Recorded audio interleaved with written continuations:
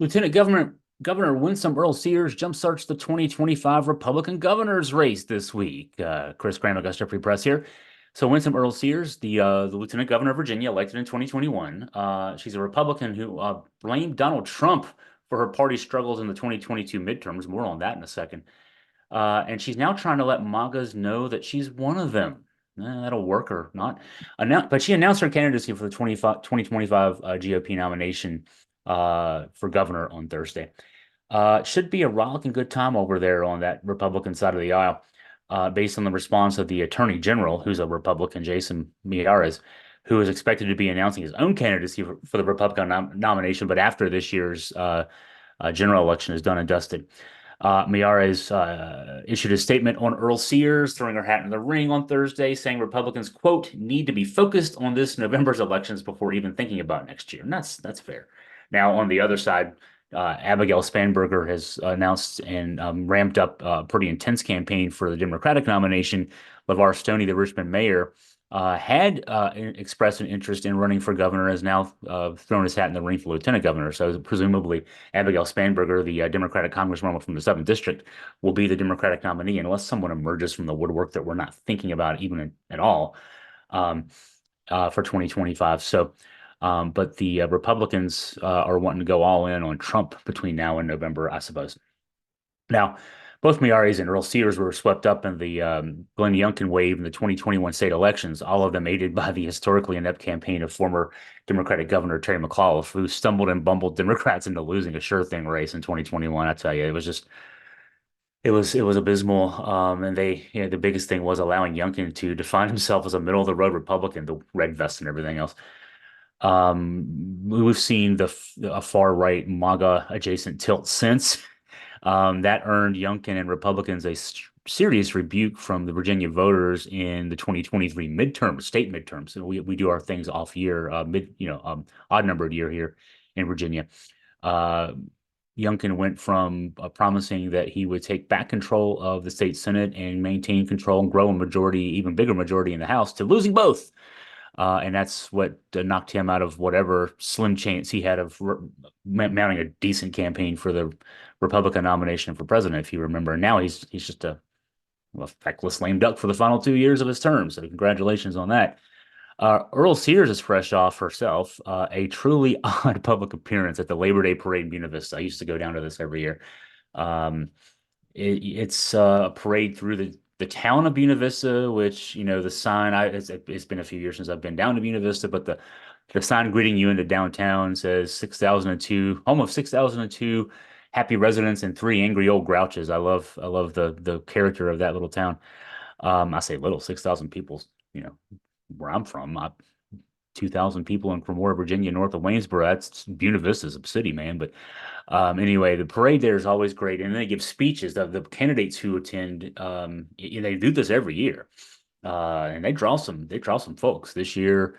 In addition to Winsome Earle-Sears, I know from what I've read, Glenn Youngkin was there. Certainly, Tim Kaine and Hung Chau, the two candidates for the U.S. Senate this year. Um, so Earle-Sears was there. She marched through the parade, and then at the end, they go to Glen Maury Park at the end of the route and gather for speeches. And Earle-Sears accused Democrats in attendance for post parade and in her post parade speeches of quote telling a black woman to get off the stage and claiming that she heard one person tell her to quote go back to Jamaica. I'm not. I wasn't there. I didn't hear this in the back and forth, but it was a pretty intense back and forth. To be fair, which she started because she went through this litany of things that she assailed Democrats for, including quote removing body parts from our children and calling it freedom. You know, that's what you got on the Republican side these days, folks. And she also yelled at a person to take down that sign. Presumably, a person was holding a sign up that said weird in some way because, and she said, because y'all are the ones who are weird. That's obviously that word is getting under Republican skin. I think it's just hilarious.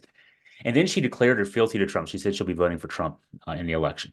Now, that last point, the declaration of fealty to Trump, may be a key one for the viability of her candidacy after she blamed Trump back in 2022, like I mentioned, for the ground lost by Republicans in those midterms. Usually, the opposition party to the president's party it makes gains in the midterms, congressional midterms. It's usually a pretty sizable gain. It's just a voter reaction to the party in power at the president level. It's just a natural thing, right? But the red wave that had been projected in 2022 did not materialize, and in large part because MAGAs took over the Republican primaries and nominated lots and lots and lots of candidates who should never be anywhere near Congress. And voters across the board rejected those candidates. And so Democrats almost took control of the House in a year in which they should not have come close, and they held control of the Senate. Um, what Earl-Sears had to say about that was the losses were, quote, a clue that voters want to move on, and, quote, that a true leader knows when they have become a liability to the mission. She was basically saying to Trump, move on. Trump, as you know already, does not take kindly to this kind of, quote, disloyalty, right? The knife in the back he delivered to 5th District Congressman Bob Good should indicate that. Bob Good, the chair of the House Freedom Caucus, about as MAGA as you can get, made the mistake of endorsing Ron DeSantis in the 2024 Republican presidential race. You know how that worked out. The payback for that was Trump endorsed Ron DeSantis for the nomination. And McGuire won by a handful of votes. I think like 350, 360 votes or so. But Good is out as a result of not staying loyal enough. Now, to be fair, Trump may not be a factor in the 2025 cycle in Virginia. Should he lose in November, which is looking to be more and more realistic every day, the value of his endorsement will wane over time. Whether that's in time for 2025 in Virginia or not, we'll have to see. There's already talk in Republican circles behind the scenes about how the party will need to rebuild itself from Trump after his MAGA movement, has its lifespan cut short. This is where Mayaris might be making a good strategic move. I mentioned that on the Democratic side, there's already a lot of folks who've maneuvered. Spanberger at the governor level. I think Stoney. There's other people running for the lieutenant governor nomination, but Stoney may be the top candidate there. We're already seeing candidates announcing on the Democratic side for attorney general. The Republicans have been very quiet. I don't think it's because they're playing by different rules than what Democrats are playing by. I think what they're waiting to do is, let's see what happens here with November 5th. And if we have to kiss the ring some more, we will. If we don't have to, why put ourselves on the record for that? I'll give the last word here to Earl-Sears. I'll quote from her campaign video in the interest of fairness, even though a person who, I mean, what was that quote? The quote about removing body parts from our children and calling it freedom. You don't deserve fairness, but I'll be fair anyway. As an immigrant mother, a United States Marine, a business owner, and now you lieutenant governor, I'm living the American dream. Just like in the Marines, we can either choose to improvise, adapt, and overcome, or we can risk falling backwards.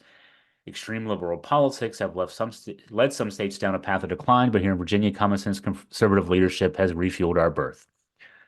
The last year has been a bipartisan at best. Because your guy's a lame duck.